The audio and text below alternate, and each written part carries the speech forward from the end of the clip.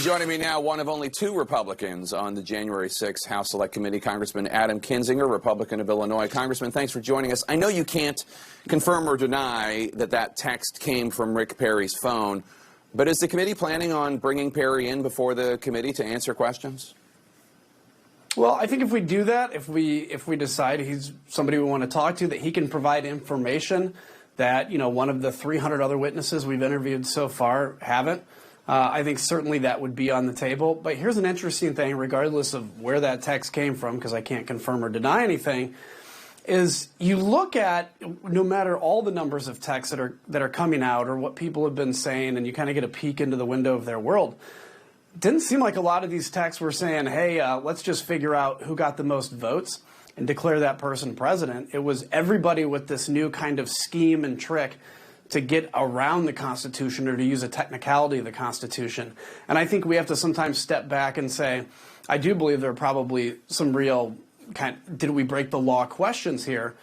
But even bigger than that, in my mind, is what does that say about the future of democracy? Do we truly believe in it, or is it all about win at any cost? It's interesting. The committee released some truly remarkable texts, as you noted, sent to former Chief of Staff Mark Meadows while the Capitol was under siege, that he gave to the committee. They came from politicians, Fox personalities, even the president's own son, pleading with Meadows to get then-President Trump to call off that mob. Explain to our viewers why these texts don't just make for dramatic reading, but are materially relevant to your investigation. Well, so it's materially relevant for a number of reasons. Obviously, we have a trail of Mark Meadows being aware now of what was happening at the Capitol. Not just, maybe I knew, maybe I watched news, and everybody may know that wasn't true, but you now have proof of it. People desperately pleading for him to get the president to be involved, because the president, for something like 182 minutes, nobody heard from him, nobody knew what he was up to. Despite this being all over the news, and we know he watches the news. I also think it's important, particularly with the Fox News side of things, is they went on TV that night, some of those people, and said, this may be Antifa, this may be the FBI, and in the last 10 months have continued that narrative. So they had such a chummy relationship with the Chief of Staff of the President. And then in some of those texts said, this is making us look bad. Not this is making you look bad or America look bad. This is making us collectively in our movement look bad. And so for the next 10 months, they're going to go ahead and obfuscate. But that's why that's so important as well. I want to play something your fellow Republican on the committee, Congresswoman Liz Cheney, said this week. Did Donald Trump, through action or inaction, corruptly seek to obstruct or impede Congress's official proceedings to count electoral votes?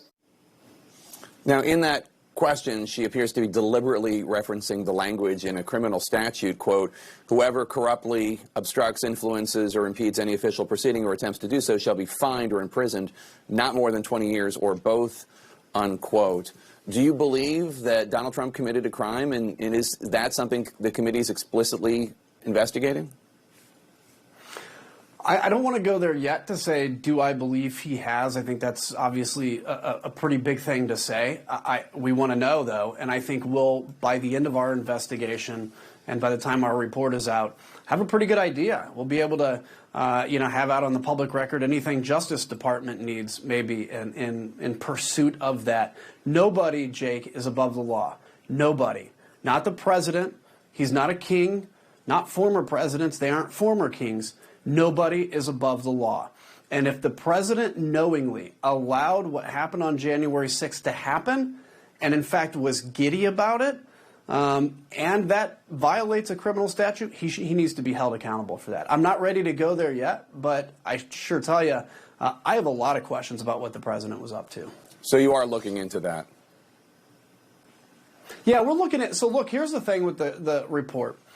January 6th is a very important day. We will get every bit of detail that we can possibly get on that. What I think, so that's important for the president's role, but what I think is almost more important is what led up to January 6th. What is the rot in the democracy that allowed the 6th to happen? And have we corrected from that sense?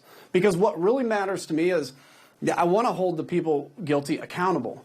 but I want to make sure this never happens again. Otherwise, January 6th will have been, yes, a failed trial run, but sometimes a failed trial run is the best practice to get one that succeeds, a coup that would succeed in toppling our government. Republican Congressman Jim Jordan acknowledged that he sent Meadows a text. He forwarded on the language from a former Pentagon official, and that text laid out how Pence, as vice president, could allegedly reject unconstitutional electoral votes. Obviously, that's a scheme, as you mentioned earlier in the show. Jordan's set to become the chairman of the House Judiciary Committee if Republicans take back the House next year. Can Jordan credibly chair that committee? Can he credibly chair it? No. Can he chair it? Yeah. And I think, very likely he will, because 2 years ago, 3 years ago or so, the Republican Party saw these non-serious legislators, these bomb throwers, these let's just get attention, as not real contenders. Now they basically run the Republican Party. I mean, what's Kevin McCarthy been doing the last year? Basically whatever Marjorie Taylor Greene tells him to do. And that's, I look at that and go, yeah, he could not credibly head the committee, but he certainly could head the committee. And look, as a party, and I say this to fellow Republicans, do you really think this is a winning solution for the future? Yeah, it may make you feel good because you're owning people and getting all angry and all that stuff. You think it's a winning thing for the future? I don't, but we'll see. Congressman Adam Kinzinger, thanks so much for being with us. Merry Christmas and Happy New Year to you and your growing family. Thank you, Jake. Back at you.